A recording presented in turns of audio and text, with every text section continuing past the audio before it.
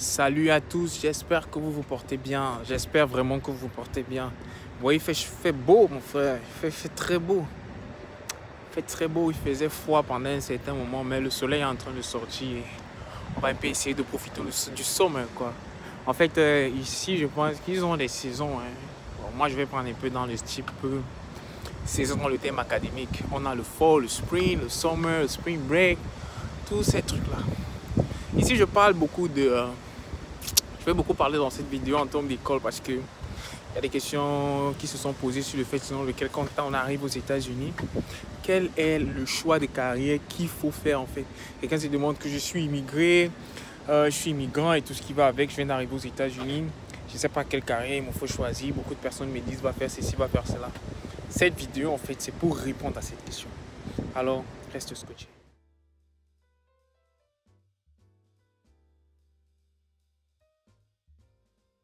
Ah ouais, il fallait que j'entre, gars. Le soleil de dehors, là, c'est quelque chose. Là, je viens juste de sortir de mon internship.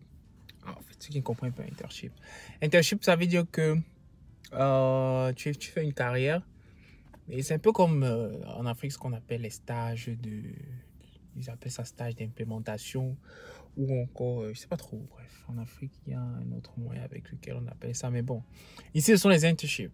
Ici, ce sont les internships. Donc, actuellement, je suis dans mon internship. Et du moins, ça se passe comme ça doit se passer, bien sûr. Donc ici, on va parler, bien sûr, ici du choix de carrière. Parce que beaucoup de personnes se posent des questions. J'arrive aux États-Unis, on me demande que je suis immigrant, je viens avec la green card. Il faut que je fasse ceci, je fasse cela. Il faut peut-être que j'entre dans l'armée. Il faut que j'aille faire le IT. Il faut que j'aille faire le RN. Il faut que j'aille faire... Je devienne nurse, je peux devenir docteur, je peux devenir tout. Moi, quand quelqu'un veut arriver aux États-Unis, ou bien quand quelqu'un est déjà aux États-Unis, il y a habituellement une seule question que je pose. Et généralement, les gens n'ont pas de réponse à cette question. La question, c'est qu'est-ce que tu veux faire? Quand tu sais déjà que tu vas quitter l'Afrique, c'est-à-dire tu as gagné la loterie américaine, tu vas quitter l'Afrique pour arriver aux États-Unis. Ça veut dire que tu as tous les éléments nécessaires. Je ne peux même pas dire plus davantage. Parce que si vous arrivez sous couvert de vos parents, là, c'est un autre cas.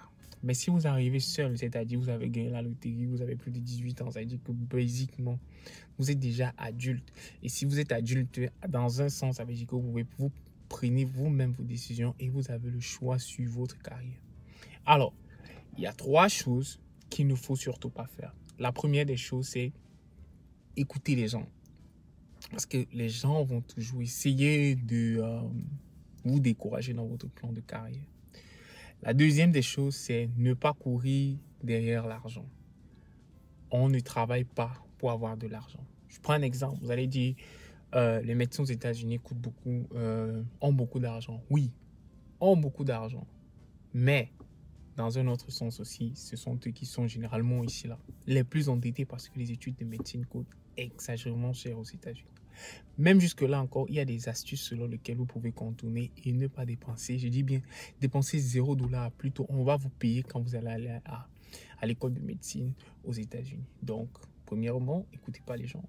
2, ne courez pas derrière l'argent. Et enfin, le numéro 3, comme les gens vous disent d'habitude, les gens vont vous dire, faites ce que vous aimez. Ok? Moi, je vous dirais simplement, faites le travail ou bien faites le plan de carrière que quand vous vous lèverez le matin, vous ne serez pas fâché. Parce que aux États-Unis, 90% des gens n'aiment pas le boulot. Je dis bien 90 voire 95% de ceux qui travaillent aux États-Unis n'aiment pas ce qu'ils font. Donc, si vous écoutez ces 3 astuces-là, vous pourrez forcément choisir le plan de carrière qu'il vous faut. Et de notre côté, quels sont les 3 éléments, bien sûr, qu'il faut faire quand vous arrivez aux États-Unis et que vous voulez vraiment avoir un plan de carrière qui soit nickel pour que vous puissiez atteindre vos objectifs personnels. Parce que c'est ça le but. Le but, c'est d'atteindre ses objectifs personnels. Objectifs personnels, que vous soyez marié, que vous avez des enfants, ça n'a rien à voir. Pourquoi je vous dis? Parce que si c'est bien pour vous, ça sera bien pour votre famille, ça sera bien si vous avez des femmes et des enfants, ça sera aussi bien pour eux. Ne faites pas des choses en fonction des gens.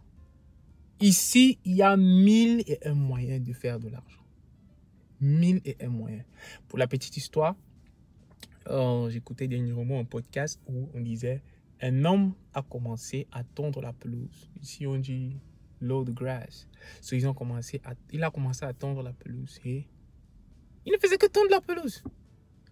Et quelques années plus tard, il s'est retrouvé être un multimillionnaire en dollars. Pourquoi? Parce qu'il coupait juste le gazon. Donc, s'il rentre en Afrique, on vous dit un coupeur de gazon est multimillionnaire aux États-Unis, vous n'allez pas croire, vous allez dire, oh, parce que ce sont les États-Unis. Non, il faut avoir un plan de carrière. Quand vous savez où vous partez, comme on dit souvent, qui va louer un ménage sans monture. Donc, il faut que vous sachiez premièrement ce que vous voulez. Posez-vous cette question. Qu'est-ce que je veux faire aux États-Unis? Qu'est-ce que j'ai envie de faire? Ou bien même, vous pouvez arriver ici, vous trouvez des plans de carrière que vous n'aviez jamais entendu parler en Afrique, bien sûr. Jamais. Mais vous arrivez ici et vous aimez ça. Alors, comment vous allez apprendre ou bien avoir connaissance de quelque chose que vous n'avez jamais entendu parler? C'est en faisant des recherches. Ce n'est pas en restant peut-être sur, je ne vais pas citer le nom de ces réseaux sociaux. Même comme la manière d'utiliser les réseaux sociaux, nous allons parler encore dans une autre vidéo sur la manière avec laquelle il faut utiliser les réseaux sociaux. 95% des éléments que je connais aux États-Unis, je les ai appris sur les réseaux sociaux. Mais le truc aussi, c'est que beaucoup d'Africains, quand ils arrivent aux États-Unis, ne connaissent pas utiliser les réseaux sociaux ou bien ils ont une autre manière avec laquelle ils utilisent les réseaux sociaux. Donc, il faut utiliser les réseaux sociaux, bien sûr, à votre avantage pour pouvoir savoir ce que vous voulez ou bien encore découvrir des nouvelles manières avec lesquelles vous pouvez non seulement faire de l'argent aux États-Unis et continuer à faire votre plan de carrière. Je parle beaucoup plus de plan de carrière. Focalisez-vous sur ce que vous voulez faire et la suite viendra par elle-même. Alors nous nous revoyons pour une autre vidéo. Ciao, ciao la famille.